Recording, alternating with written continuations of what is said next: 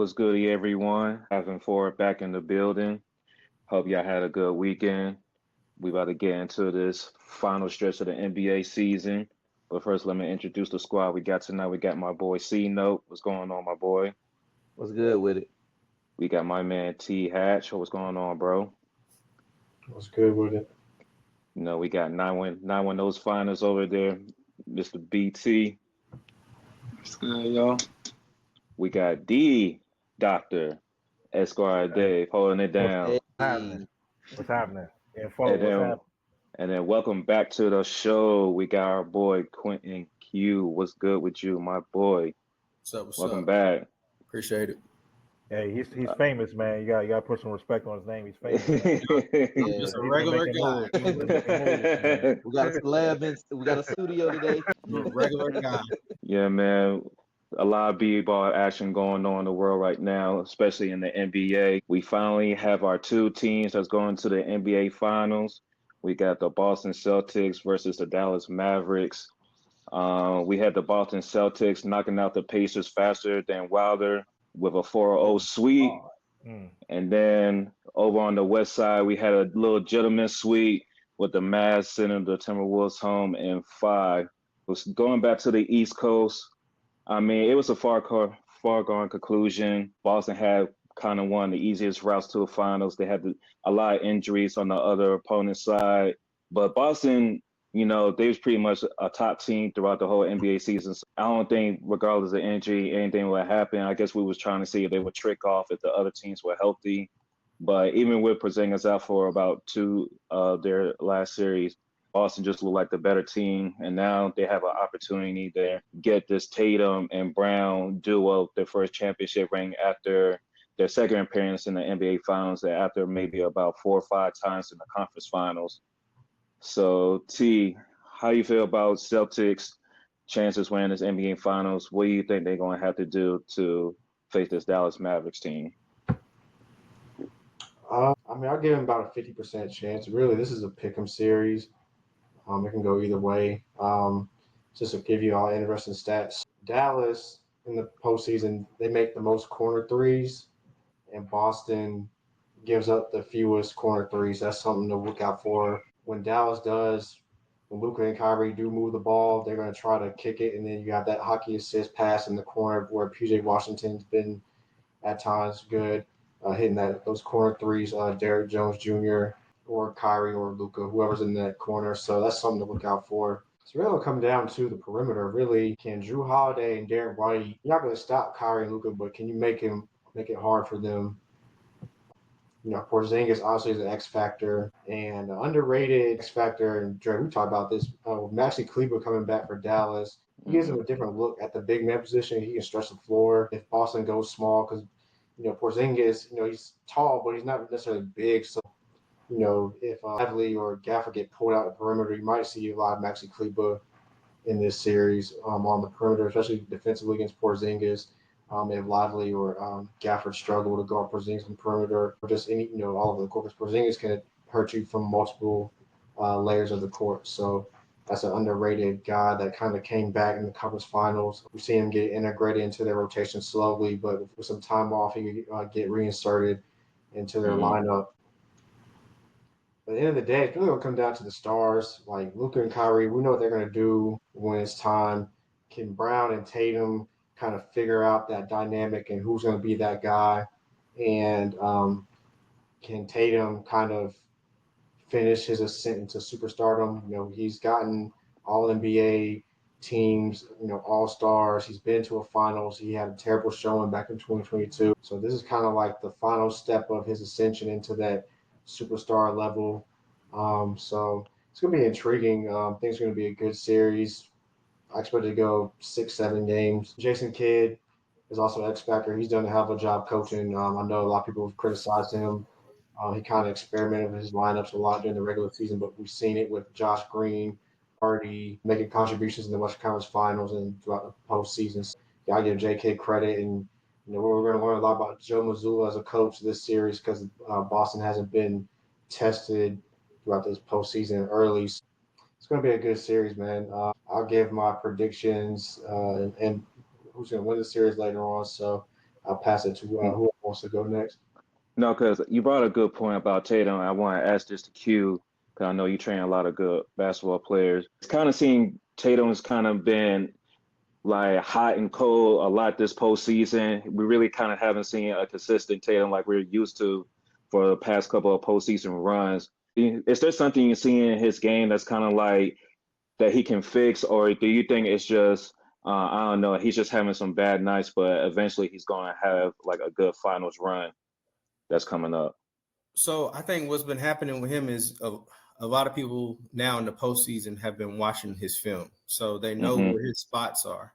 So Right. he's been so used to just getting to his spots, getting those shots where he want to get them, but now he's having to make that second and third read.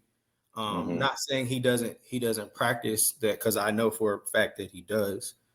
Now he's starting to make more adjustments where he's gonna have to get off the ball a little bit, and now JB got to get off. Like now JB got to get his buckets, right? So now he's got to relocate, go somewhere else, let JB go off, let him have his time. So I mean, it's not gonna be a matter of him not getting his shots. I don't care who they switch on him. He's gonna put himself in a situation where he can score and be effective. And I think initially at the beginning of the playoffs, he was shooting a lot of shots instead of getting to the basket. So now he's gotten to a situation where now he's getting to the basket and now he's working his way back. So now I can take those mid ranges. Now I can take some, further back middies. I can take some three balls, right? Because if you notice that Indy series, I believe it was I can't remember what game number it was, but he started off hot shooting the ball because now he found his rhythm. And that's just what's going to take. He's gonna have to see game one how they throw out different defensive sets in him. Like who's going to start off guarding him first, and then who's going to switch on him, and then he's got all right. Now I got to get to this spot. But if somebody is turning me away, then I got to get off the ball. But I don't see a situation where he'll struggle. Okay.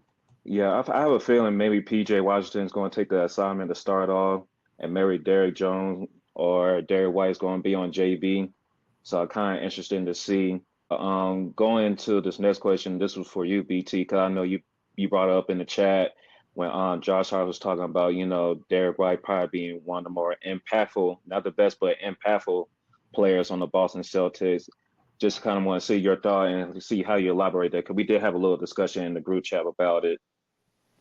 Yeah, so now just watching Boston in the clutch, man, like the little plays that Derrick White makes, they go unnoticed. Like I remember it was a play where Indy did a little pick and roll or ball screen, and they threw an alley up to somebody, and Derrick White blocked that joint. He was guarding the ball, and he fell back and blocked the alley. So little plays like that, man, that he does that goes unnoticed. And I'm going to be interested to see who we start on. Is it going to be Kyrie or is it going to be Luka? I think Luka a little bit too big for him because Luka can back him down in the post. But I think Drew and Derrick is going to be switching up on Kyrie. So it's like the little plays that Derrick White makes that go unnoticed, man. I think he'll be a key X factor for Boston. He can make big shots. He's not scared of the moment. He just make those little small plays, man, that wins games. That's why I like Derrick White game a lot. He's not flashy, not the superstar. He's just that player that you need on your squad. And he gonna pick you up full court too. That too, yo. Every possession, he gonna pick you up full court. Yeah, that's actually going to be one of the games beside the games between these two teams. It's that the backcourt matchup. You probably got one of the most talented offensive backcourts from the Mavericks, probably going against one of the top defensive backcourts of the Boston Celtics, because Drew ain't no slouch on defense either. And you could Not at all. One more thing, both Derrick and Drew was both second team all defense too. So that's another thing. now Boston's going to have some all defensive NBA players on their teams. They have some great ones in their history. When we even talk about like guys like Tony Allen and stuff like that, but it's just like the way that Drew and Derrick can also get on the offensive side too. There might be a game where Drew has to go for 20, depending on how the tempo is going. And Derrick White, he can explode. We've seen him before have a 30-point game himself. So, if there's a time for Boston to win a championship, I mean, this really has, in my opinion, this really has to be. It has to be it, because the East is probably going to be the East for a little bit, but the West, it's a lot of young teams in the Western Conference right now. And if you look at what Dallas doing, they're establishing themselves to be a probably good team for the next 2-3 years, depending on how long you keep this backcourt of Kyrie and Luka going. But I really think when it comes all down to it, is Boston defense going to be good enough to kind of like what Tia alluded to? You're not really going to shut down Kyrie and Luka, but it's like stopping enough and force like the other guys to step up. Like, is PJ Washington going to come back and get 20 points? Is Derrick Jones going to have a good shooting night from 3-point? What's the bench going to be looking like from both squads? And that's another factor, I think, because Jason Kidd's been tweaking his bench because Tim Hardaway Jr. hasn't been getting a lot of minutes lately. You'd be seeing a lot of Dante Exum. You'd be seeing Jalen Hardy coming off the bench, a lot of Green coming off the bench. So you kind of see how he's tweaking his rotation out during this playoffs run. So I was wanting to, I know coaching is your thing, Corey. So I was just wanting to say, what do you think coaching-wise between these two coaches in this finals? What do you think has the edge, and who do you think needs to tweak something for game one? It's going to be very interesting. I think like with the game one, you're not going to see much in the first quarter, maybe first quarter and a half. It's going to come down to that second half and see how adjustments are going to come into play. Like, y'all know I'm a real big J Kidd fan, so I'm just intrigued to see how his adjustments are going to be whenever he has those sets where White and Drew are going to be against Luka and Kyrie.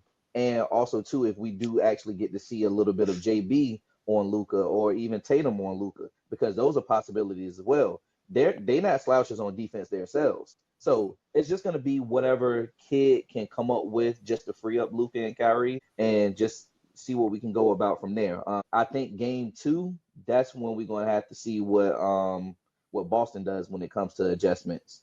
It's going to come down to that, and that's going to make it very interesting. I think whoever wins game one, obviously, is going to be a slight bit of an advantage. But if no adjustments are made in game two, then it's going to not be a runaway, but it's going to become very interesting in seeing how the rest of the series goes. Now, I'm interested because if we're just going to be honest, Jason Kidd was pretty much able to run anything he wanted against Minnesota's defense. As we saw, they saw out Rudy, the so-called defensive player of the year. They saw out Karl Anthony Towns. And quite frankly, as T always pointed out, Karl Anthony Towns just has some of the dumbest IQ plays you can possibly have. It's like I've never seen such a more lackadaisical performances for two Twin Towers in any playoff run, series I ever seen. It just was atrocious. I just. Hey, I say Q. I know how we all feel about it, but Q, how do you feel about it? Because Cat gets himself in foul trouble a lot, and Anthony Edwards told him to stop doing shit. He didn't listen. So Q, I want to know how you feel about this. Bro, 6'11". But he plays like he's 6'2". Yeah. Bro, I was in here screaming at my TV, bro. No, like you should see the green. Like no, you got to chat. It'll be the most random. Cat is ass. Bro, I was just sitting there looking. I'm like, okay, let's just be honest. At this point, like, if we talking about bigs who can score on that team, is Nas. Nas is the one. Yeah. Yes. He can come off a ball screen, go to the rim, finish. He's a better shooter than Cat. Cat is a face up, back to the basket. I can give you a reverse pivot. I can give you one or two moves to the cup. But for some reason, I guess he saw Ant getting his shine, and he thought this was his moment to get off. I'm like, bro, like, you fucking everything up. Yeah. Like, it was so simple, bro. Like, who? Let's be honest. On Dallas, who was guarding him in the post? Who could guard him in the post? Exactly. It was either lineman. That's what the team. You said that. You said he was like PJ 6'7". Like, why are you on the perimeter, bro? Like, you got PJ who's 6'7", and then they had at some points they had Derrick Jones on. I'm like, bro, like, what are you doing? Get your ass in the paint. And it's no coincidence the one game he did good, Daryl Lively was out because he had the neck strain injury. Yep. But even in that game, he had 5 fouls, and it took everything Minnesota had to. I mean, he fouled out. Yeah. So when he committed a foul at the half court, I'm like, fam, why are you even in this position to have this boneheaded ass foul? Like, what are you doing? He fouled out on a pump fake trying to cut to the basket. I'm like, bro, what are you doing? Like, what are you on right now? Like, I don't pissed get me it, off. man. He pissed me off. He was point shaving. I need to Man, find. It what? was like Minnesota's flaws are like, right. they were built to beat Denver. Because let's be honest, Jokic, Yeah. as much praise he gets, that man is a cone on defense. Mm-hmm. I told y'all when we previewed the series that Denver has no rim protection. Yeah. So Ant was able to get in the lane, and it's Aaron Gordon and Jokic. Like they have no rim protection. But we saw in this series when you had Gafford and Lively, and even Derrick Jones. He's not the biggest player, but he's athletic and he's long and he can jump. Ant had a harder time finishing over those trees. And then when you have two bigs on the court, the lane is packed in. Mm-hmm. And Minnesota needs to get another guy on the perimeter that can create, score, play make, and they need to play Nas Reed more. Nas Reed, Yeah. Q, I agree. Nas Reed is better than Cat, bro.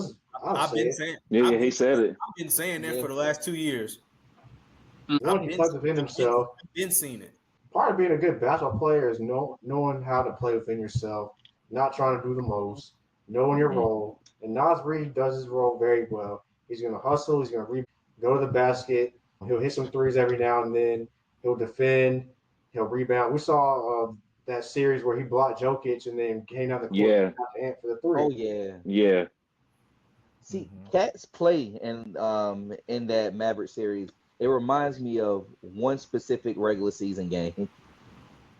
It was against the Hornets when he put up on when he was going for Longest 60-point game I've ever seen, bro. Yeah. Cat was trying to do everything that he possibly could in that series, but he wasn't coming up with anything. So it's like just like how you was getting to T and you were alluding to playing within yourself. And Corey, you know what's funny? Because it all comes together. Because you know what happened that same night? That's when Luka went for that 70. It was when Luka. I was not in B went for 70. So Cat wanted the top. Oh yeah, that wasn't me. Yeah. That was so one. Luka had the next night, I think. Yeah, but it was like almost the same week. But I remember somebody went for crazy like 70 that night. So somebody told him in the locker room at halftime and said, "Hey, Embiid went for like 70 for real." He like, "Well, shit, I'm about to try to get this joint too," and fucked up the whole fourth quarter. I've never seen a botch fourth quarter in my life, like so bad. Even the coach was like, coach had to call him out immediately. He was like, he said, we got players out here hunting shots and shit. I was like, yeah. I just scored 50 points, and you mad at me? And a loss. To the Hornets, bro. No LaMelo Ball, bro. No LaMelo Ball. So like when people say when people say there's too much criticism on Cat and Rudy Gobert, I was like, no, I mean. You got Bama's like Draymond hating, and that's a discussion for another day. But it's like all the criticism is warranted. It's like how many people has a Defensive Player of the Year award, and you got to take him out for certain possessions because he's a liability. How people has a number one overall pick. You're a number one overall pick, and we got to take you out of games because you have a low IQ. You're a defensive liability, and sometimes you might shoot us out the gym like Julius Randle. Sometimes like. Dang. For 3 months that the Wolves had people thinking that Rudy Gobert trade was going to be good because they thought it was going to make the finals and all that stuff. The jury is still out on that trade because you gave up a lot of capital for a player that can only do two things. He can be a weak side help defender, and then maybe he can stay on the player for maybe 1 or 2 seconds. But I seen KD cook him in the first series. I see Jamal Murray and whoever wanted Denver cook him in the last series. And then Luka cooked him so much that Rudy tried to turn into Draymond Green, and that shit wasn't even working. With all the little dirty tricks and little like bumping and like step on, I was like, he's in your head now. It's like, but this is your Defensive Player of the Year. So, defensive player of the year, but you can't guard the best player on the other team at your own position. You can't guard. You're a center. You're defensive player of the year at center. You can't even guard Jokic.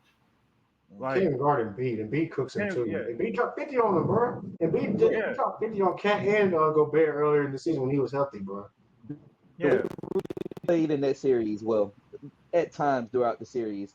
I'm not worried about him this summer. I'm not worried about him when we He gonna cook, man. Don't get me started, Corey, because you already know I'm ready I'm ready to get to Paris. I'm sorry. Real quick though, I got a quick question for Q while we have. I have a question for Q while we have you on. back to Jason Tatum. I've always said that the elite players are 3-level guys. If you think about every great wing player, they have a post-up game. Jason Tatum, I feel like he doesn't post up enough. Do you agree? So that's how can I say this without getting me in trouble or messing up my card to LA. Okay, never mind. I'll talk to you after. We can talk after this. All right, good. We're on the same page, bro. We're on the same page. Yeah. Braun had to learn how to post up. Remember, his first year in Miami, LeBron didn't post up enough when you had Berea and Kidd on. Yeah. And D Wade had to concede the team. Like, hey, man, like you're 6'10", 250. I will say this though, it is something that is emphasized during summer workouts. I can say that. So gotcha. that is touched on a lot during summer, but the playing on the wing is the focal point of the drills and stuff that's worked on. But yeah, I'll tell you some more later. I got you. So I want to get back to the finals real quick and see y'all opinion on this. So obviously we know how Boston is going to be looking with having KP coming back and their lack of bigs, and we've seen the progression of the Mavericks bigs. So the game inside of the game, when you look at the bigs there from the center position, who do you guys think is going to be more of the winner in that series when it comes to the center? I think it's I feel like this. Oh yeah, I feel like this. Al Horford's gonna get put in every pick and roll when he's on the floor. Yep. Because look, Dallas, they do the same. Watch it. I guarantee you're gonna see it. They do the same offensive set every time they come down the court. They come straight down the middle. They set up at the top of the key, and then they go on pick and roll action. Whatever way the pick and roll go, the weak side slides over a little bit, and then you see somebody cheating over, right? So then that's a dump down pass for Lively, or they kicking out corner. And if they don't kick out corner or dump down to Lively, then Kyrie or Luka go into the cut, or they taking that mid range, or they gonna get a foul and go to the rim. That's the same. They do the same. I saw a lot of that against Minnesota because like a lot of the time where either Luka or Kyrie would come off the pick, that area around the free throw line was so open. Like there was nobody there, man. Like so that's also why they played what's my man's name, Justin Hardy, so much. Because he can play that same guard role where he come off the pick and roll and take the mid range, and he's very shifty, right? He can take you off the dribble and he can get to the rim and he can finish and he'll dunk on your shit too. Now I didn't see. He will. Yeah, he got bounced. He got bounced for real. I saw some stuff when he was when he came to the G League and played in some games here. He bouncy. He can get up there. Yeah. And I think that's why also Josh Green was in there because he's the same dynamic of an athlete. And Tim Hardaway didn't play because they don't look at him as an athlete like that. He's more of a spot up shooter. He's been struggling. So that's actually going to go. Dallas put two bigs up there on that double high screen action. Yep. Yeah, they ran the horn set, and Minnesota had no answers. They never adjusted to it. It was either we're gonna try to blitz and then live the gap just roll the basket, easy layup dunk. Like I swear they had like 3 alley-oops in a row off that shit. Like I was like, Minnesota, y'all cooked. Yeah, I swear y'all cooked. And then I started looking at it. I was like, well, damn, the way Jason Kidd's setting this up, he's kind of setting it up how it was like when he played in Dallas when he had Tyson Chandler rolling to the right. And Brendan Haywood and all them, And then one of my friends was like, yo, Tyson Chandler is one of the players coaches. Yeah, that's what I'm saying. Like, I forgot. I not know. Yeah, I really saw a video on that. I just saw a cut where I was like, they was like, Chandler be working out with like I say it all makes perfect sense because y'all literally like the same player in a sense. Same exact player. Same player. Yep, same player.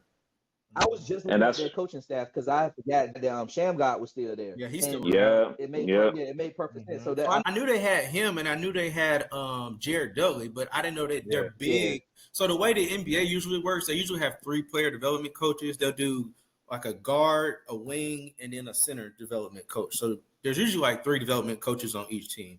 I just didn't know their big was because in the past they've had like Dirk come in and do some shit. Like I didn't know. It was Tyson Chandler. So Lively's getting the best person to help him with pick and roll action because he did it with Jason Kidd. He did it in New Orleans with Chris Paul. So like best person to learn from. Straight up. yeah, that brings up the second part of my point because we got to the point of the set that Dallas is going to be running a lot. So does Joe Mazzulla make that adjustment to notice these things and catch it on the fly? Where it's like, oh, they're running the same thing, but we have so many different options that they can run. What does he take away? So I will say this though, if Dallas continues to run that horns action, he can't have Derek White or Holiday. They can't drop back. So it's really you got to pick your poison. If you drop back, Luka gonna shoot that. Yep. You press up, Kyrie gonna drive, and Luka can drive. So it's like a personnel decision. Not saying Kyrie won't shoot the three, but Luka gonna shoot it. Luka gonna pull it every time.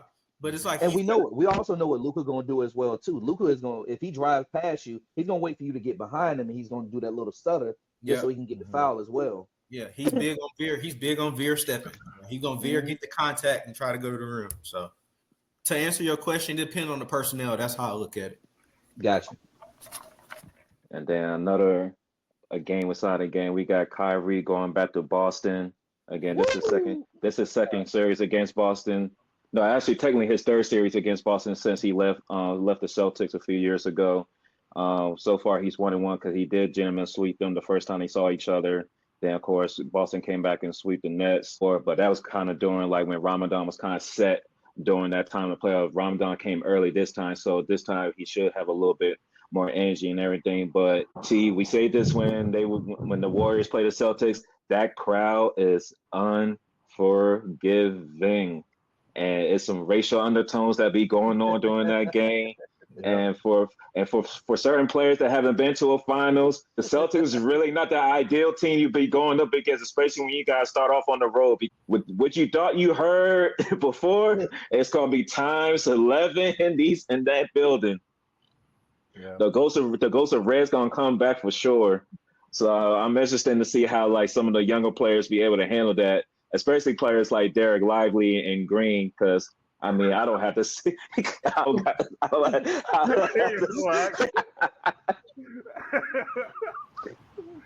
Boy, like Kite going and bring out 2 packs of sages for that first game, bro. He need to be in that joint like 5 hours early.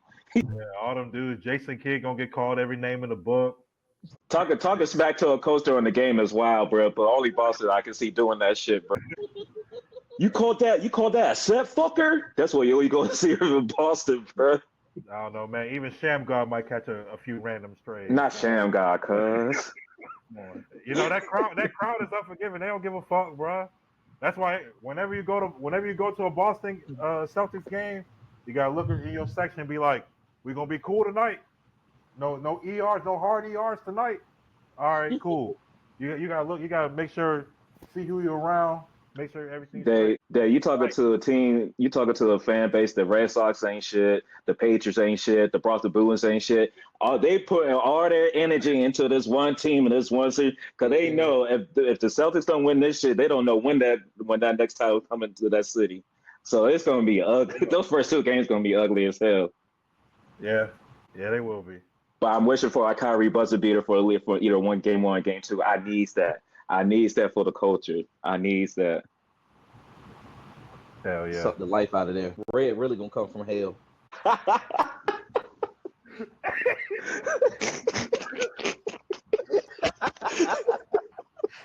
But no, I'm being serious though because, hey, look, man, JB got one more bad performance before they turn on his ass too. So like this could get ugly for either side. They're gonna be putting crosses in his lawn. Oh, stop it. They gonna tell Dale Deuce can't come back to no more games, bro. I'm trying to tell you, man. I'm trying to tell y'all. Tatum, don't fuck it up. Tatum, don't fuck it up. Tatum, don't fuck it up, bro. It could get ugly, man. But look, if anything else we need to talk about this finals matchup, I mean, I think we cover a lot. I know we got some other things to talk about, so I guess we can come up with some predictions. I guess we can start with you, Corey. We got the Celtics and the Mavs for it all. Who you going with, my boy? Who you put? What's your parlay saying, man? Mavericks in 7.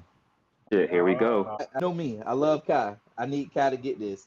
Kai, J Kid, I need it. Dave, what you feeling, man?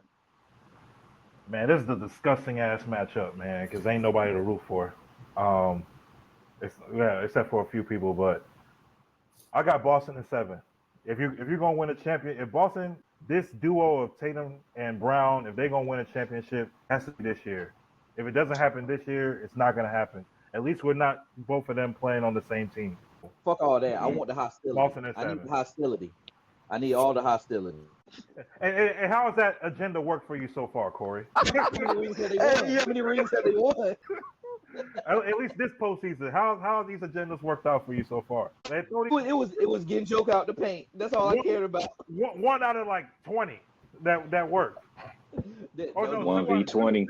Two out of 20 because you had the Pacers winning. Yeah, so Yeah. okay, I got you. B2, who you got, man? All right, so all I say is the Celtics should win. They were the best team all season this year. But I ain't about to say they're gonna win it. I got Dallas in 6, bro. I tell you. That's right, BT. That's right. Who you got, T? Man, y'all know I ain't picking Boston, bro. Why would you doing that? I need him to pick a New York team. But Boston, like BT said, should win. But I trust Luka and Kyrie more than I trust Tatum and Brown. So that's what it really comes down to. So I got Mavs in 7. All right. What you think of Q? Who you think gonna win this joint? As a diehard Lakers fan, it's gonna kill me to say this. No. Damn. That's tough, Damn, man. Q, this is about to be the worst heel turn ever, bro. That's Dr. tough. Buss is crying in his grave, bro. Oh, That's hell the- no. I changed my mind. There you go. There you go. There you go. I had to save my boy. No, I had to save my boy. You brought up Dr. Buss. I saved my boy, man. Averaging 6. There you go. Respect, Nah. man. Respect. Nah, respect. this is a funny ass agenda based series because look, it's like I need Kyrie to get the second ring, but in the cause of that means Luka's going to get his first ring as well. And as far as I'm concerned, that man been more the American boogeyman than Joker because everywhere you look, it's like the Clippers, all them people he took out, the Suns, all those people he took out, the Timberwolves, and he killed that little Ant-Man hype machine. He was like, all right, I'm gonna step on this boy real quick. So now it's like you want the Americans to win, but the team that they're playing for, I don't want to see that American team to win. So this is really ugly as fuck, dog. This is ugly as fuck. I'm not acknowledging him. I'm not acknowledging him. We acknowledging Kyrie, dog. I'm not congratulating the Soviet Union. I'm not. My God. Kyrie, Hey. JP. Oh God. Yo, did y'all see the 520 podcast, the Jeff T podcast? Yeah. They said if Kyrie win his second ring, is he now a top 10 point guard all time? Man, top 10 point guard. Top 10 point guard all time. Yeah, not player, point guard. Yeah. Much as I love Kai, it's still hard for me to say. Yeah. It depends on how you're going to be looking at it. If you're looking at it from the point of like accomplishments and everything that he's done, it's still difficult. Because you got your Jason Kidds. If you ask me, I would put him in that area, in that realm with like a Jason Williams. Yeah, right above like a Darren Williams. So it's like kind of hard for me to say. Okay. It's like he gives you great highlights. He gives you great highlights. The talent's there. The highlights are there. But it's like, okay, when it's all said and done, like what's when you think of Kyrie Irving, if you say I can't watch a highlight package, when you think of Kyrie Irving, what's going to separate him from John Stockton, Jason Kidd, Chris Paul, Magic Johnson, Steph Curry? Like you even got temperaments like Dame Lillard in his own generation, his own time frame within the NBA, where it's like you can even say Dame is above him within his own time frame right now. You can even say Drew Holiday, he might not have the All-Stars in the highlight package, but his imprint, his impact sticks out more than one comes. Much as I'm a Kyrie fan, but I know one player that I would never, one point guard I can't put him over. Rondo, I was gonna say Rondo too. Rondo is a straight up and down leader on the court. Love Kyrie to death, like how you said. That is a highlight package ready to happen. Rondo, he can give you those highlights with his passing, but he's also a leader on the court. He's a coach on the court. I don't see that from Kai. Kai's a good vet, but he's not a coach on the court. I think what hurts Kyrie's legacy as a good player is we all know he's always at his best when he has to be like that. I guess I want to say Robin, but Nightwing. Like he could be like that 1B to like that Robin Nightwing, whatever you want to call a person. Like he's not the best. Your team's not going to be at his best if he has to be the one leading the show. But if he's paired with a KD, a Luka, or LeBron, when he doesn't have to see the first double team, his offensive game really shows. Yeah. But I will give him credit that the thing that surprised me most out of Kyrie has been his defense this postseason. He's been really good on defense because that's kind of one of the things that people were worried about when he came over to the Dallas Mavericks, like how he's going to be able to defend because Luka doesn't play any defense like that. But Kyrie's been able to defend. Luka stepped up his defense as well. So that being said, I am picking the Mavericks because I'm just Boston. Like people say, Boston should win, but I just got this Kyrie agenda. I just need this one agenda to happen before the NBA season is over. But yeah, that's how we feel about it. That doesn't, with the NBA finals being over, it doesn't mean that basketball stops because like Corey. Sorry, I'm not gonna cut you off, Dre, but this came to my mind, and since we have Q on, and we kind of talked about it in the chat earlier, 04 Pistons, 2017 Warriors. Now, let's say we're playing by mid-2000s rules and physicality. Okay. How many games does it go, and who wins, in your opinion? 04 Pistons, and who else again? In the 17 Warriors. You know, Draymond and She been going back and forth. We're playing by mid-2000s rules now. Mid-2000 rules. No, that's easy then. We just go 04 Pistons. Ooh, how many games? Let's go for it. That's if we talking about old school physicality, I'm going 04 Pistons because think about this. In the front line, right? Who you got Ben locking up whoever playing post for you. Honestly, I would put Rashid on Draymond and just let him kind of just float. I think that's where the mismatch out of that whole series is going to happen. That Draymond can't guard Rasheed Wallace, so that's going because like everything else can kind of see itself canceling each other out because like Chauncey's going to have his good game, Steph is going to have his good game, and Rip going to cancel each other out. Right. KD's going to have some great offensive games, but you're not going to take away Deshaun Prince like defense. Like it's going to be back and forth between those two.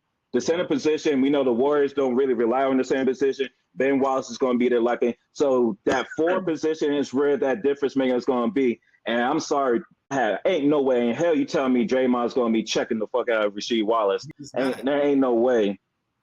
There ain't no way.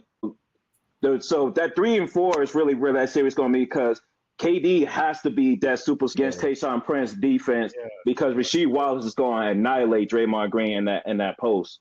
I was about to say it depends on how Tayshaun guards KD. Like KD is the difference in that series.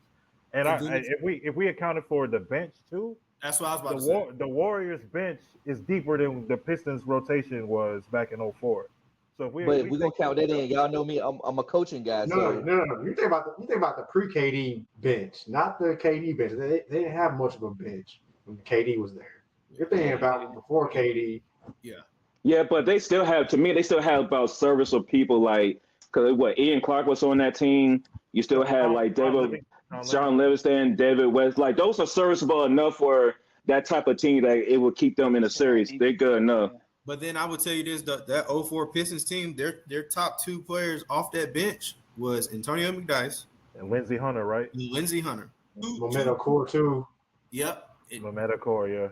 2 defensive players right there, and then Okoro can come off and he can score. Like also that tempo's going to matter too, though. That tempo's going to matter too because if it's up and down, Pistons in hell. Pistons going to be in hell if it's up and down. The Pistons not going to let you run up and down. They're a defensive minded team. So yeah. But I think they just because let's be frank, even the Warriors' worst shooting days, they were still putting up over 100 points. Remember, like, this is mid-2000s. I understand that. I understand what you're saying, but I'm sorry. I feel like KD is buckets in any era. Oh, That don't yeah. that apply to KD. Yeah, Don't apply to Steph because the same offense that they're gonna run with Rip, they're gonna do the same thing with Steph and Clay. Hear me out though. There's no 14-second reset. When you get a rebound, it's a 24-second reset. The Warriors are gonna get absolutely smacked on the boards. The Pistons are gonna own them on the glass. And then I think So coaching is going to have a lot to do with it as well. Yeah, I was going to say coaching. Larry Brown's going to coach circles around Steve Kerr. I would get that. I would get Larry Brown. I still think the Warriors gonna win that joint though. And how many? That's just. I say it goes 7. I say that joint goes 7. Gotta be. If the Warriors win, it's gotta be 7. Yeah, it would have to be 7. It's gotta be 7. Because there'll be 2 or 3 games in which, for sure, I just will play at their when you put great teams against each other, I just don't think there's any way a series ends under in 5. When you have 2 great teams. So like I just think that joint going 7, and then we gotta talk about home court too as well. So like that's another thing. I get your point about it, Dre, because you're just gonna have those games where it's gonna be Steph and KD. That's just gonna be lights out no matter what. You just can't stop them no matter who is on them. You're gonna have those games, but it's also gonna be those games where you can have a Chauncey Billups that's gonna be going off. Rip Hamilton gonna go for a quiet 30. It's gonna be those games. Yeah, I still think Pistons. I would say Pistons in 7. If you was asking me the original question, I would say Pistons in 7. That's really about who can enforce their style of play though. Like Dre said, pace. That's what's gonna come down to. For sure. But that's good shit though. Well, yeah, since we got Q on here, man, June's the NBA draft, and I know you saying you was out there looking at some of the young prospects out there. Kind of tell us what you saw out there. See who's on your radar, who you think might be a steal. A kid at USC, Boogie Ellis. Nice. Now, man. I knew about Isaiah because Isaiah's from out here. So yeah. But I guess I slept on the Boogie wave. Like he liked that. Him. What's the kid's name? CJ Simpson, I think it was. He went to Colorado. You're talking about you're not talking about Tristan. You talking about Tristan? Let me see. No. I think it was CJ Simpson. Let me see. Point guard, light skin point guard. Simpson. I know you're talking AJ Simpson. He's nice. Was you able to see the guard from Michigan State, Tyson Walker? Was he out there? Tyson was there. How you do? Struggled defensively. Offensively, he was getting that's the thing with these offensive players I've learned at the higher levels. They get to their spots, but once they get deferred away from where they're supposed to be, then they struggle, and then defensively they're a liability. So in his situation, he was getting caught in some switches. Yeah. And his teammates didn't call it, so it made him look bad. So he's a smaller guard too, so that doesn't surprise me like that. And see, like with guards like that, what I be looking for, I'm looking to see, are you gonna be more vocal in that? Like if you get caught in that switch, and if it happened again and then over again, like are you gonna, help me out? Next one, call it ahead of time. You see it coming, talk to me, communicate that. Who else was out there? I mean, obviously Bronny was there. That was the media show. He is every bit as advertised. I think he's gonna be a really good NBA player. I really do. I just think the USC situation didn't really pan out. Yeah, it didn't really pan out probably how everybody wanted, media wanted, how he wanted, how his teammates wanted. What he's going to be one of those players that kind of work his way through the NBA. The grind. Yeah. He'll find his. No, go ahead. Not to mean to cut you off, but he did just come off a cardiac arrest. Exactly. That hurt him too. I missed all that time. I see him really finding his role once he gets about that second year NBA. You're gonna really starting to see like, okay, this is who he gonna transition to. Like, yes, he's athletic, but he can play defense. Reminded me a little bit how when Dennis Smith Jr. started turning his game around. Mm-hmm. Like at the beginning, everybody was like, oh, he's just mad athletic, but he can't shoot, or he can't do this, and he can't do that. He leaves the NBA, comes back, goes to Brooklyn. What is he doing on the Brooklyn team? Playing defense, being athletic, being a leader, And then look, he in the league now, and now he's gonna sustain those skill traits. That's gonna keep him in the NBA. Mm-hmm. So I see a lot of Dennis Smith in him. That's just me. That's what I was gonna ask you. Who you think his game remind you of? Because I know he said he modeled his game after Drew Holiday and Derrick White. Yeah. I think it's Mitchell from Sacramento as well. Yeah, Davion Mitchell. Yeah, Davion Mitchell. He's a little better than him, but that's just. Davion's cool, but I just feel like Bronny's got the little. He's got a little bit more of a change of direction. Yeah, he's a little quicker. He's a little quicker with his change of direction. Also, Bronny gives me a little bit of young Tony Allen too. Okay. Like before Tony Allen had that ACL injury. Yeah. He was very athletic. He was playing defense, but when he came back from the injury, then his game started to change. Then he went straight defense. Mm-hmm. You know what I mean? But I think Bronny's gonna carve out a lane for himself, and he's gonna be a good player. But the combine was good. You saw a lot of players play in the 5-on-5 situations. A lot of the drills and stuff were cool. But there were some good players out there. I know it's a weaker draft, but I'm still kind of interested in seeing where certain players go, where especially the top foreign players, because that seems to be kind of the new, I guess that they brought back that type of wave where you try to draft the international players because they've been professionals for a little bit longer. They already got established. Their game's a little bit more established. They played basketball. It's not always about athleticism. So, we got a couple of fringe prospects coming out. Some of them guys didn't do any performance drills. They didn't play any 5-on-5. Some of them didn't even do that. So yeah, I'm not surprised because they probably know it's like we know we are at least going top 10. Mm-hmm. And if anything, they probably don't want to mess that stock up. But that's exactly what I see too. Yeah. Some of them were kind of, in my opinion, I think they were just kind of hiding some things that they didn't want to show off, which is going to hinder that draft stock. But I understand it. It's a business. Mm-hmm. So, in your opinion, who you think should be the number one overall pick in this draft? We know Atlanta has that pick. And where do you think they should go with that pick? Trade that pick. That's what I would do. Hey, that's not a bad move, to be honest with you, man. I would trade the pick because you don't. And I've thought about this before. I don't think they need any more young players. Yeah. They need assets. So like I would look at that number one pick and try to get off that because for you guys that don't know in here, I live in Atlanta, so I go to the games. I've seen the dynamic of the team. They don't need any more young players. They need. I would try to, and I hate to say this, I would take that first round pick and probably trade it with DeJounte because he's the most tradable piece right now, and try to get. I don't know who you would get in return because I can't think of who would be best for that situation. Yeah. But I would try to get off that pick because that first round pick is probably first overall pick is gonna be that kid from France. Alex. Yeah, Alex. It's gonna be him. I just know it's gonna be him. So do you think they should go into a complete rebuild? Because that's one thing that I've heard before as well too. Might as well. I mean, I wouldn't be opposed to it. Because the one bright spot out of this past season from the Hawks is they figured out who Jalen Johnson really is. Jalen Johnson is their number two. Like he's their number two guy.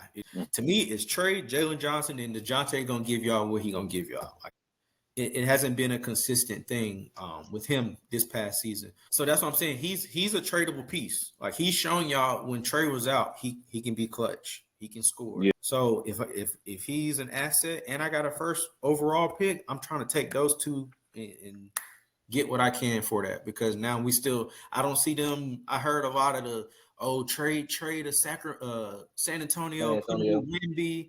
That shit won't work. It won't work. Do you try to move him to Detroit and see if you can get some from Detroit? Now, Detroit has a couple young pieces I really like, but that's just me personally. I love Jalen Duran. I think he's going to be a superstar in this league. It's just a matter. I'm high on him too. It showed me a lot. Yeah, and he's 19 or he just turned 20 or something like that, and he's been in the league 2 years, and he's averaging like a double-double. Mm-hmm. he's giving me like a young Andre Drummond type vibe, but I think he can be better than that. Mm-hmm. But like I like him. I don't see them getting rid of Kate this early, but I don't know. I mean, it's a number yeah, one pick and a player. It's like yeah, that's what I was getting to. Yeah, that's what I was getting to. If you go into a full rebuild mode, like Yeah, honestly, trade Trey, get whatever you can get for Trey, yeah, trade Murray, get whatever you can get for him. But I would send one of them to Detroit to see Yeah. if I can get yeah. Cade as I'm well. Yeah. about to say Detroit, Houston, and Orlando are probably the trade partners that Atlanta probably wants to get with because of yeah. just young pieces. Orlando, yeah, Orlando, yeah. And I'm sure they're gonna want to be draft higher in the draft too. So yeah, If you mention Houston, then I want Cam Lattimore. oh for sure. Yeah. Yeah, I Oh, need yeah. I was he's like got either Cam Lattimore or the Turkish dude. I've Segun. seen. I said, go. Sengun. Yeah, I To be think Cam honest, Lattimore. if I'm Houston, I don't make like I personally I don't make that deal because I like the makeup of their team. They just need more time together, and they probably need to get like Honestly, another though, vet. I think Houston will make a decision between Green and Single. Because we saw when Single went Yeah. out, Jalen Green ascended. They're going to make a decision. And then you mentioned Orlando, like, they need a guard. They need a guard. Powell needs a Yeah. guard. So maybe like Suggs and Jonathan Isaac in the pick for Trey. And then they got Anthony Black. They just drafted first round last year too. So Yeah. So they got plenty. They got a young guard, and you can throw in Isaac. Isaac's an attractive trade pieces because his defense. Yeah. Um, but Orlando's kind of in a situation where they have this young roster that's pretty cheap. So if you can make a move, now's the time to make a move. You need guard play because that's what hurt them in that Cleveland series. They just didn't have any perimeter scoring at all. And Powell can only do so much at this point in his development. So I think Orlando's going guard hunting. I can see like a guy like Malik Monk going to Orlando, a bucket getter. I think Minnesota should take a look. They probably can't afford him, but that's what the type of player that Minnesota needs. A straight up bucket getter. I think Malik Monk's going to have a very high market this offseason. I think Orlando's a team Yeah. going to look at him hard. Yeah. Malik Monk, he might not be, of course, he probably won't be like the best free agent, but I think he's going to be the one that's going to shake the NBA landscape wherever he goes to because wherever Rose starting or come off the bench, you can tell in certain stints in the playoffs that there was a team that needed somebody like a Malik Monk to kind of give you that scoring, that can give you that energy, that spark when things were kind of like going like in a ruckus and everything, especially for like a team like Orlando. Minnesota could use somebody like Malik Monk with things going on and everything. So because he can give you anywhere between 15 to he get hot, he give you 30. easy. Yeah. Honestly, I think he's gonna be that first domino that's gonna fall. Because so many teams are going to be trying to go after him and they're not going to want to like distribute money elsewhere. They want to find out where he's going first. Like I know Team brought this out. Like I think he'd be a good fit for Philly too, because Philly also is a team that needs that score to go with Maxey, especially Embiid be hurt a lot. So if wherever time he's out, you can rely on Malik Monk. They can kind of help Maxey out with that scoring low as well. But yeah, I think Malik Monk definitely going to be like the most important free agent, not the best, but the most important free agent. Yep. This summer. My fault. Yeah, I was looking to see who the upcoming free agents were. I was like, well, yeah, that's crazy. Miles Bridges, Malik Monk, Yeah. Paul Harden, George. Paul George, PG, Harden, Pascal, OG, Elo, Iman quickly.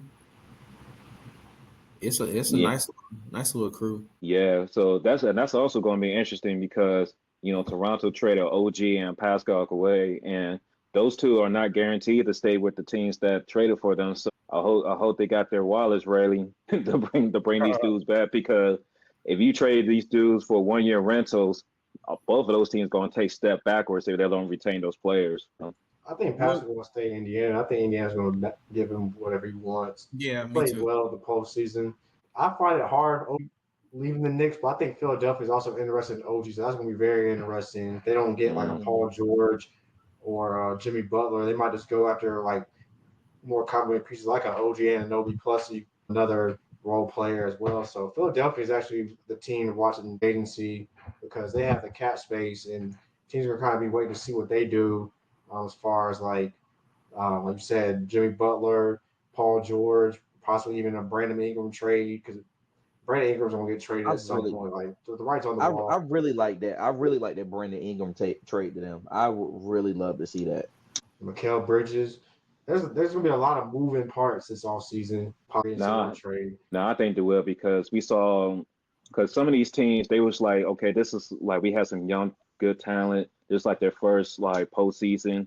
So now we're just going into what those individual players have to develop, and then what team makeup do we want around them now, so we can like pick up with any deficiencies that we have. Like OKC, I can see OKC making a run at Monk because they just needed that scorer off the bench as well, and they're also going to be looking to get some like people for inside the paint because as good as Chet was, sometimes you could tell that that was like their only rim protection, and they kind of needed more, especially when they went against the Dallas Mavericks. They pretty much got owned that series in the post. So it's going to be interesting to see what kind of moves Presti has in store because he has a lot of capital over there. So I think he's going to try and make a big move because also too, we got to think about what our favorite dysfunctional team in the NBA is going to be doing, especially after letting AB go. So it turns into what you're going to do with the bigs that you have. Cleveland? Yep. That's our favorite dysfunctional team. Man, that's y'all favorite team. Ain't shit. If Bron's not in Cleveland, ain't shit in Cleveland, as far as I'm concerned. More leaks. More leaks. Nah, they got weakness over there. Now, when they say, "Boy, I see more tweets about Cleveland after this series more than anything out of this whole season," I was done. I saw about 5, and I heard about Cleveland all year. The only time I heard about right Cleveland after the game was over. The only time I heard about Cleveland. Somebody hit that Horace Green button because as soon as 0-0-0 hit, they was like, "Yeah, so you know, Jerry Allen wasn't trying to take that needle." I was like, "Hey, yo, Fail, chill out." Niggas ain't been liking the coach. Boy fired, man. That's crazy. Yo, it's funny y'all was talking about OKC, their picks, right? So I don't know if y'all know, but they got a bunch of picks. Yeah, we know. So they got one pick this year, right? They got one pick this year in the first, but then next year they got 5 first-round picks. Mm-hmm. God damn. Bro, 5 first-round picks? 5. My boy, that's crazy. My boy be working. But I mean, they're not gonna go into that draft with those 5 picks. He's gonna get somebody. Oh yeah, no, that's what I'm saying. He's really thinking like, who can I get out there that's gonna really improve this team? Because they pretty much gonna be like in football, like how the St. Louis Rams and like the Buccaneers, they're like, fuck these picks, bro. Like, who do we need to bring in here that's gonna help SGA, that's gonna help Chet, that's gonna help both Jalen Williams out? Like, who do we need to bring in here? Because as you can see, like SGA, they will trade up to number 1 and take Cooper Flag, bro. Oh my God. That shit. Hey, Q done told us about Cooper Flag though. Hey, I'm telling y'all now, that's the coldest white boy I ever seen in my life. Cooper Flag and the OKC market's going to do numbers, man. I've seen a bunch of basketball players. He is the coldest white boy I've ever seen in my life. God damn, they gonna want that shit in them cornfields. Like ever. They gonna want that shit in them cornfields, boy. That's gonna be Larry Bird. Midwest Larry Bird is crazy. Also gonna be sick. They don't have no draft capital next year, bro. Hey, but speaking of cornfields and Larry Bird, and I heard Indiana got mentioned earlier. Let me go ahead and drop this. Oh shit, man. Let me go ahead and drop this diss. We still doing diss tracks. I promise this will be worth your while. But Q, for your awareness and for those that are watching and listening, this is not going to be any type of analysis. This is going to be straight insults, right? Straight insults. So, man, and this is my fault because I wanted to do this to the Euphoria beat. You know, while I said what I'm about to say, but you know, it's all good. I'll do it a cappella like I did last time when the Pacers got swept again. The second time getting swept by Boston in the last. I know the last time Boston played Indiana, they swept them. So getting swept again, you know, it was a euphoric feeling, a euphoric feeling in my heart. So that's why I identified, you know, with that song. But you know, I guess this is good for Indiana. They can go ahead and decide on some things like, you know, Pascal, whether he's going to sign or re-sign. I'll get to Pascal later. You know, it's like Corey said, Nino Brown. I hesitate when I have to like slander him, but I got to. He's part of it. He's part of the roster. I got to slander him. But man, hey, So, you know what's crazy? After they lost Game 4, you saw Aaron Neesmith, Andrew Nemhart, and Tyrese Halliburton at the Indiana Fever game. I think against the Aces. I think it was. They were you okay? Like they were there because you may think they were there because they supporting women's basketball. They like women's basketball. Okay, sure. To me, I think they were there because they wanted to be around other bad bitches. That's me. That's just me. That's just me. So, but hey, Ace is I don't want to slander that part, but you know he was over there in Game 4 looking like a broke ass light skinned Steve Urkel with them glasses, looking like he's about to sell you some crypto and convince you to put all your life savings into NFTs. That's what Jesus. that's what he looked like over there. It's man. Sunday. That's what he looked It's like. Sunday. Hey, look, man. Hey, you call me Esquire? You might as well call me Amazon Prime. I deliver this slander any day of the week. Any day, I give it to you plus shipping and handling. It's a great. I provide. Like, hey, this is a great service here. Like look, Tyrese Halliburton, you can go back to doing that. And I ain't gonna go too much into the roster. TJ McConnell, you still pussy ass white boy. We all know that. Who else? Ben Shepherd looked like he been playing in the chemistry lab too long. He been playing with too many chemicals and it blew up in his face. He still looked like that. Who else on that squad? Miles Turner. Miles Turner. Oh, you know, the Pacers are really some good kids. You know, Miles Turner, there's something you need to recognize. That man, Jaylen Brown over there that's playing for the Celtics, that's your daddy for real. That's your daddy. That's your daddy. How many times have you beat him in the playoffs? You 0-8 against Jaylen Brown in the playoffs. If we really gonna talk about it, that's your daddy. So I mean, like I said last time, the playoffs are for grown folks. The playoffs are for grown folks. If the Knicks were healthy, the Pacers we wouldn't even be talking about the Pacers right now. But look, bro, it's whatever. You know, they some good kids. They had a good run. You know, Miles Turner, you're a good kid. Just, you know, like Jaylen Brown was saying, control your body a little bit more. You know, you be flopping around too much in the paint with your body. You be lacking control. That's why when you was on the Team USA, you only won bronze. You lost to the Aussies. You know, so we know we can't trust you. Like, so from that moment, we know we couldn't trust you. So there's that. Before I get to Pascal, let me talk about Jim Carrey. I mean, Rick Carlisle, real quick. My God! Oh my God! What's going on? What is happening? I gotta give it. I gotta lay it down proper, man. I gotta give you these bars, man. Because look, this fake ass Jim Carrey, the way he was coaching, the way he tricked off in Game 3, Game 4, he's a liar. Them plays were Dumb and Dumber. The way he was coaching, it looked like he was just masking the fact that he won a chip back in 2011. Let me tell you something. Bruce Almighty ain't walking through that door to save you. Bruce Almighty could have saved you from getting swept. Hey, was that Rick Carlisle, or was that Ace Ventura trying to look for Dan Marino somewhere, or look for some quarterback? Was that? Especially with that play that he drew up at the end of Game 3. Oh shit! Are we playing basketball? Or are we playing football? Help me out here. What sport are we doing here? I don't know. No lie, niggas lined up better than the Indiana Colts for real. You know that's. Oh shit! But I'm giving this slander to you in living colors. There's that. And Pascal Siakam. Pascal, I got a dentist appointment tomorrow. You want me to call my dentist up to fix your broke ass teeth too? You want me to call my dentist up real quick? We can schedule an appointment. We can get the appointment, man. Or maybe you're relying on that deal that Indiana about to give you this summer, so you can get some veneers or something.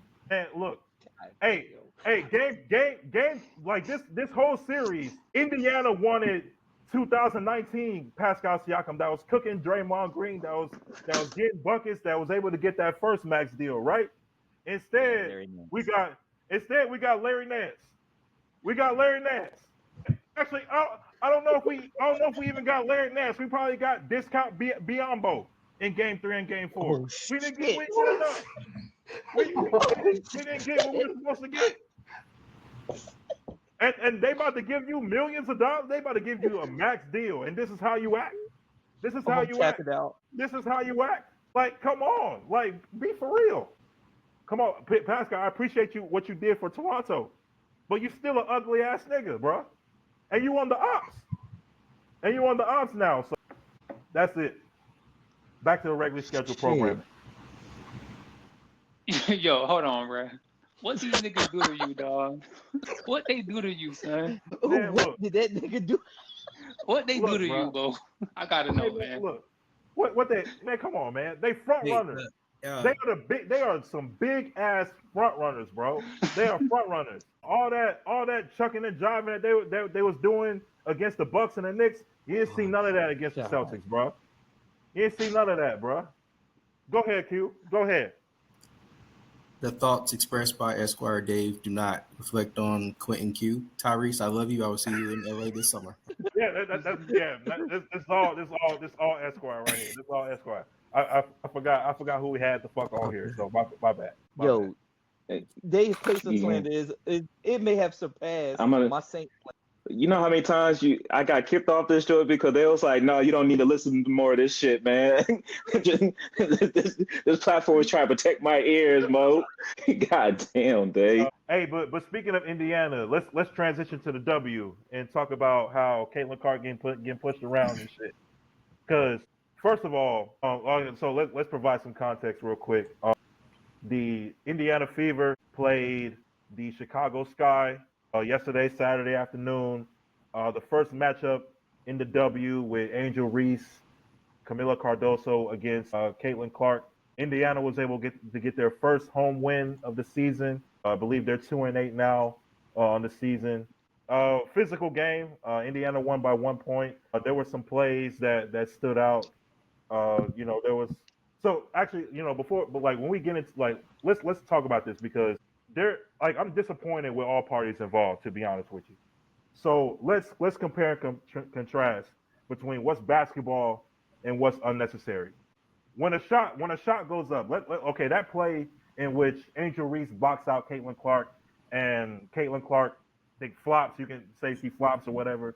And then after the plays over, Angel Reese stares her down. Look, I'm cool with that. That's basketball. It's rebound, shot went up, rebound, box out. No, nothing unnecessary there. But tell me this, bro. I'm about to the ball's not even inbounded yet, and someone gonna come and put your shoulder into somebody this girl Trinity Carter puts her shoulder into Caitlin Clark before the ball's even inbounded. Look, there's 2 points here. One, if you do that to me, if you inbounded the ball to me and someone comes and puts their shoulder into my back and tries to knock me off my feet, literally knock me off my feet, I gotta fight you. Because what the fuck is your problem? What the fuck is your problem? The ball's not even inbounded in. You're not even trying to guard. You're not even trying to play defense. Hold on. Can we add some context? Yeah. Caitlin Clark popped off first. She was running her mouth the play before. She stared her down. This is the W. Remember Candace Parker in Detroit? That whole episode? This is the W. The W, for those of you who just really started watching, it's always been physical. This ain't nothing new. Nope. This ain't nothing new. It's nothing new. But I think the biggest problem I have with that is that no one her own teammates can't even don't even stick up for her like that. There's not enough dogs on that team. I don't care who it is. That play happens. Someone needs to go over there and confront old girl. Someone needs to go over there and confront old girl because that other teams are gonna keep doing that and keep doing that until you stick up for yourself. Mm-hmm. They're gonna get and that shit. I mean, I know Caitlin Clark was talking shit and all that, but that shit is still unnecessary as fuck. And if you want to do that, okay, you can do that, but we gonna get your ass back. We gonna if I'm one of her teammates, I'm going over there and I'm pushing Trinity Carter. I'll be like, what the fuck is you on? That you're not that shit is not about to fly. It's just more about respect and not letting shit like that fly because that shit was just like clearly unnecessary to me. Nah, it was definitely unnecessary. I agree with you. But yo, she kind of flopped a little bit, bro. Like she did get pushed, but Yeah, she she kind ain't of. better. Yeah, if anything, what the part that shook, it's like she literally called it, it's like you a little bitch right before she did it. Like you just knew the intent was like what Nah, it was intent was definitely behind it. premeditated. Yeah, it was Yeah, definitely like premeditated. so it's like that's when you knew it was like okay, yeah, she definitely meant to like And she definitely did it. cheap shot, like cheap Definitely. shot. But like I said, and for people that don't be watching, Caitlyn been embellishing and flop for calls since she was at Iowa. Hell, she's been doing this since high school. They've been following her for that long. So that's nothing new to me. I know that's new to certain people, but that ain't new to me. But that particular moment, that particular play, I was like, yeah, like come on now, like it pretty much damn near cost y'all the game because it was a 1 point difference. Yeah, I was just on point. That 1 point pretty much was the difference of the game right there towards the end.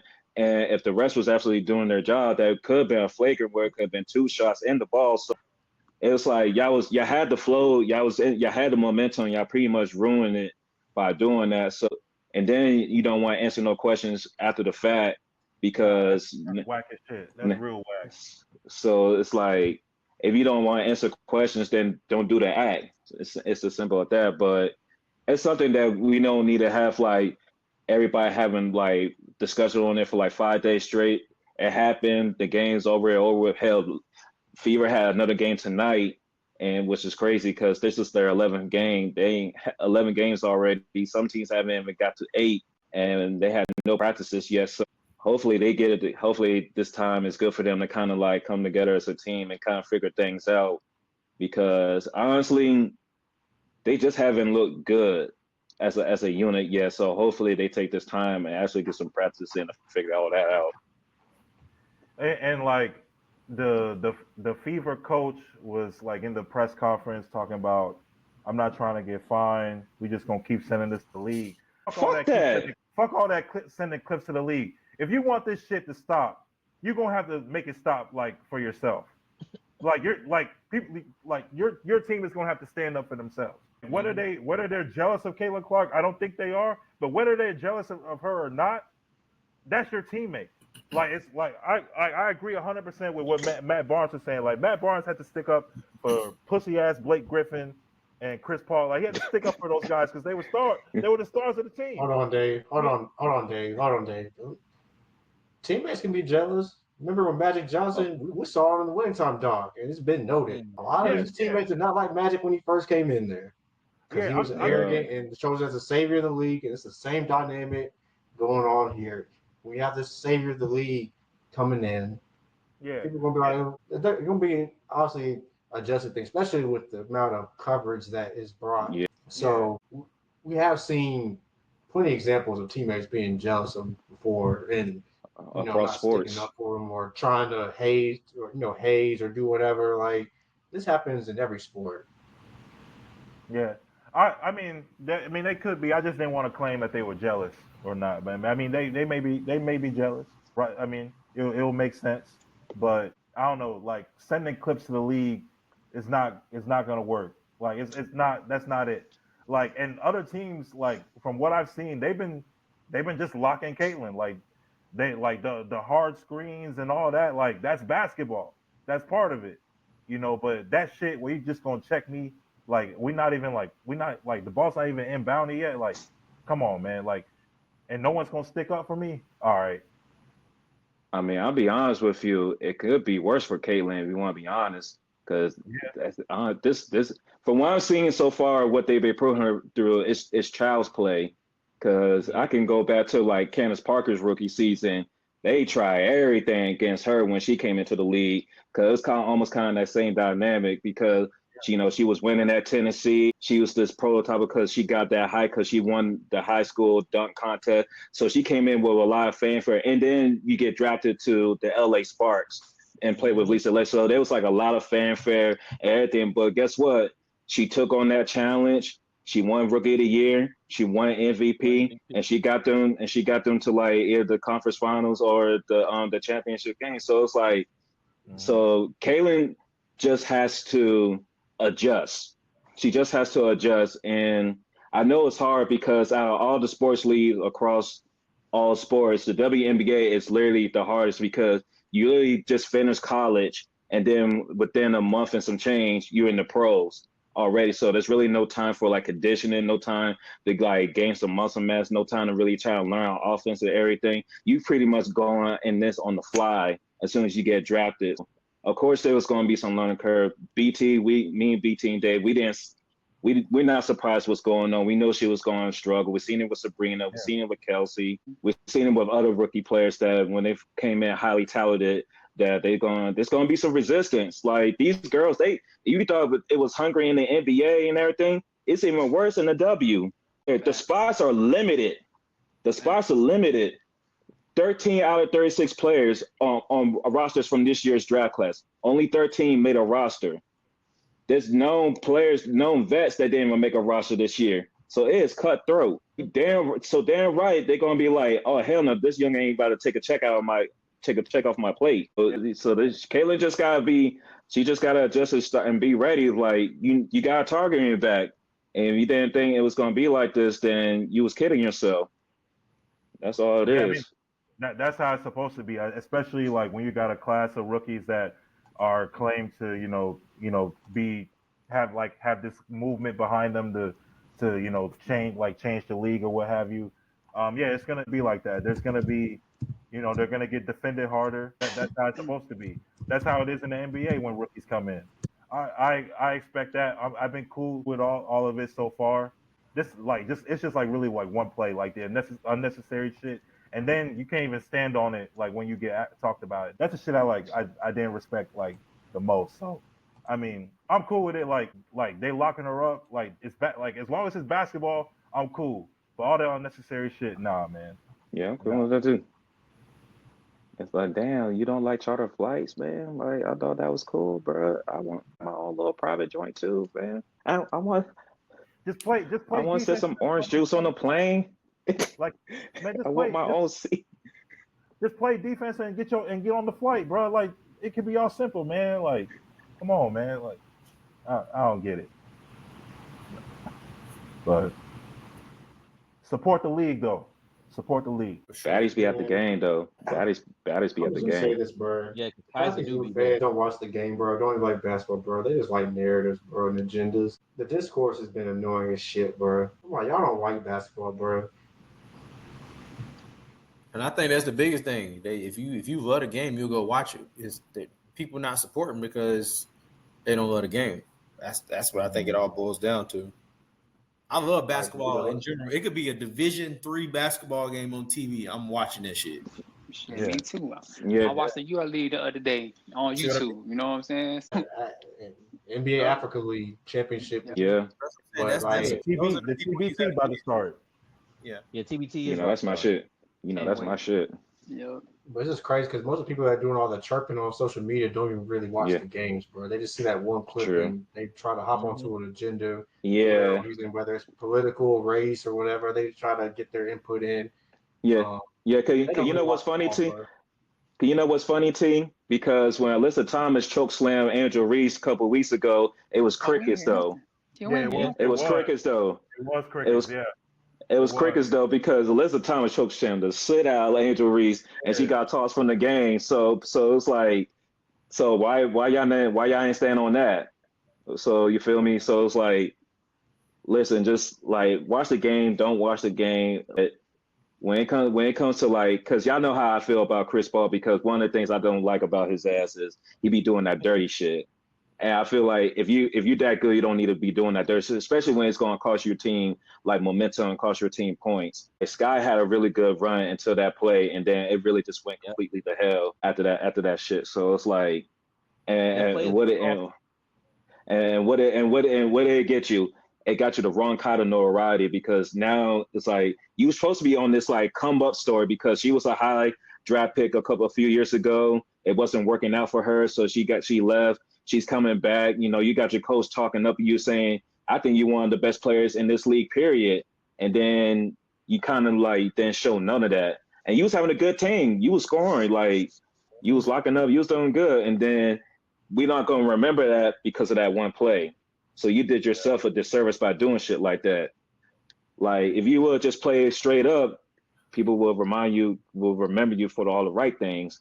Remember that you was getting double-digit buckets. You came off the bench and was killing it. It was one of the reasons why y'all would have won the game. Y'all would have stuck to it. But hey, it's what it is. Can't help everybody, man. These girls are excited, to for the challenge. I mean, like just old girl Eric McDonald forgot that she had a second free throw. She was so excited. So it's funny as hell, but I respect it because like they're up to the challenge for that. So I respect that. But I don't know, man. Like that shit was just on that. Like it's just the fact that you can't even stand on what you did. Just be like, and just be like, no, I don't want to take questions. Come on, man. You don't want. Like you cheap. It was a cheap shot. Like, come on. Mm. Well, in the player's defense, I will say this though. if you know you're gonna say something that's gonna come with you getting money taken out of your pocket, I'm probably just gonna shut the fuck up. Yeah, fact. Chicago already lost money out of their pocket. But see that too though. Like she already knows that she will get fined because it's in their a lot of people don't know this. It's in their contracts that you have to meet with the media. Yeah. After the games. Well, I mean, it's one of those situations. Do I take the smaller amount by not showing up, or do I take the bigger amount by number one saying something and then the other repercussions that's going to come with it, potentially losing endorsement money or somewhere else down the line. So it was kind of like I got to make a decision type thing. So yeah. And you can tell Chicago made a decision because Angel Reese ain't go out there, and the whole team just got fined $5K for it. Angel Reese got fined $1K for not showing up. So yeah, hey, it is what it is.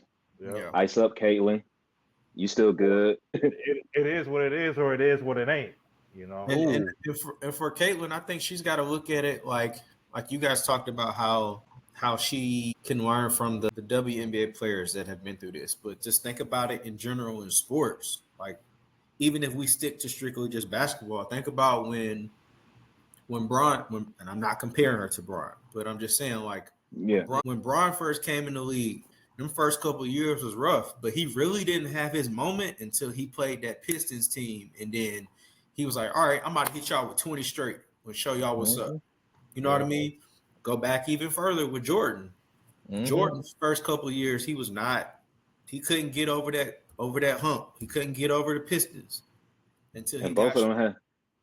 Both of them had to deal with animosity from within the team and outside the team. Sure, they was saying on Braun before he even got drafted. That clip is forever golden. Yeah, that Ricky Davis and Darius Miles. Okay, that shit is forever golden. So hey, it's gonna go back to the old saying, like if too much is given, much is required. Like much required. Like you gotta suck that shit up and get back in the gym. Like if she was smart, if I'm hurt after that game, all right, bet, cool. We 2-8. I don't like losing. And now y'all being physical, watch this. After the game over, we hitting the gym. We're gonna work on some shooting, and guess what? Y'all gonna start blitzing me now? All right, bet, cool. I'm just working on some moves. I'm gonna get to the mid-range. I'm gonna get to the cup. I'm gonna dish off. She got what's the other girl that plays center? She was the number one pick last year. Aaliyah Boston, right? You got some people, like you got a couple little pieces to work with.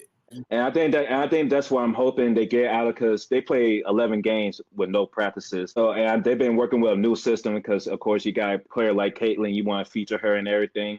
Yeah. In my opinion, what they need to do is go back to what they was doing last year and feature Aaliyah Boston more until Caitlin gets adjusted to the league, because Aaliyah came in and was an all-star starter out the gate. And it's because y'all was featuring going into the block first and then going to the perimeter with work your way out. I think they need to go back into that because Aaliyah Boston, she's already established.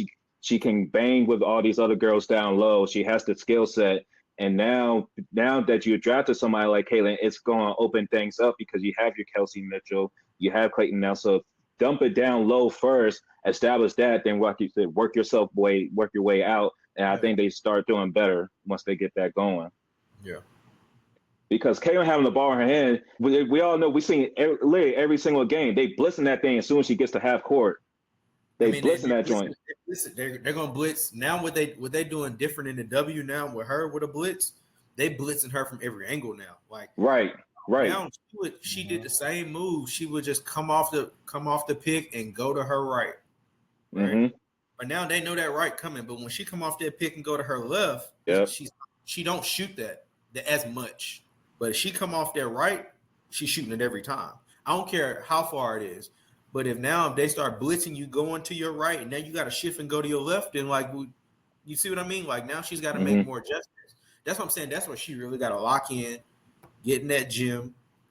After games, because like you said, it's been I looked at the number. I think she only had like 19 days in between the draft and then like when the season started. Some crazy number. That's what I'm saying. Like from women's college basketball to the W, it's the shortest turnaround from amateur to pro in any league. Like you came into the gym and do like 2 days before you got hop on a plane, meet your team, and then within a week or two you're in a preseason game. Like it's that quick of a turnaround. Really, her adjustment, they're gonna come and go during the season, but she's really gonna have to take everything like a sponge and work on it when she gets to her first true off season after her first year being a pro. And see, one thing about the W too, though, a lot of because I've worked with some of them, a lot of them choose to have an off season. Some of them choose not to. What I mean by that is, some of them will be like, all right, I'm going to take the off season to work out. But then some of them, depending on the salary, how much they make, they'll after the W over, they'll get on that plane and go to Croatia, or they'll go to Switzerland or Poland. Like it depends on what caliber of player. But like with now, the landscape has changed as far as how they can make money in the States. But like for Caitlin, she'll be good. She can just stay here and just rock out. Right. But I'm just saying other players might not have that leisure or that space to do that. Right. That's facts. For sure. Well, shoot, man. I feel like we had some great discussions today, fellas. I think we're gonna see a great NBA Finals. I just have a good feelings about the final. I think we're gonna see a great NBA Finals. We're gonna see somebody win their first ring, regardless whose side. Between Luka, Tatum, and Jaylen Brown, we're finally gonna see somebody from that young group get their first ring. So it's gonna be exciting to see how that all pans out. You got Jason Kidd as a coach, trying to win a ring as a coach. You got Joe Mazzulla taking over the Celtics, trying to get his first ring as a coach. Boston hasn't won a ring since 2008. Yeah, got some hoops in the W, got some hoops in the NBA, and then we got some young hoopers that's finna come into the league soon. Before we end, fellas, do we have anything else we want to mention before we hop off? I got something I want to say. Go ahead, C Note. Hey, say it one more time for the people in the back. Boston. I agree. Hey boy, Red gonna come for you, Corey. I'm just like, you better never step foot in Boston, my boy. I'll be with Kyrie and some sage. But go ahead, Dave. Go where we always tell the people, Dave. Subscribe to the pod, like, share, subscribe. Hey, shout out to the Americans at the French Open, Coco Golf. Do your thing. Everybody else that's still out there. I think they in the fourth. They 1 week into the French Open now, so we in the fourth round quarterfinals period. I know Coco Golf just won earlier today, so shout out to her. So yeah, and who is it? Florida Panthers, Edmonton Oilers, Stanley Cup.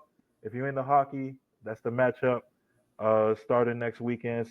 Yeah, man, more content on the way. And before we leave, our special shout out to our guest Q, man. Once again, thank you for coming on to the pod, man. This take this time out to plug in anything you want, share anything you want, man. Yeah, floor is over for you, man. Yeah, man. Appreciate y'all for letting me come on again. It was great basketball conversations and rants from other people. Check me out, Quintessential Sports Training on Instagram. Training the youth, training high school players, got some college players. Now the off season's here, doing a lot more training. So check me out. I'm always around. You got basketball questions, just hit me up. That's what's up. That's what's up. That's what's up. Well, with that, I just want to give another shout out to the crew, T, BT, Corey, Day. Also, shout out to our boy Brad. We know we holding this joint down for you till you get back, man. We know you're a busy dude these days, so all love to our boy Brad. But with that, as always, Sass 4, we sweeping this competition. Y'all have a good night. We see y'all after these finals. Enjoy the finals.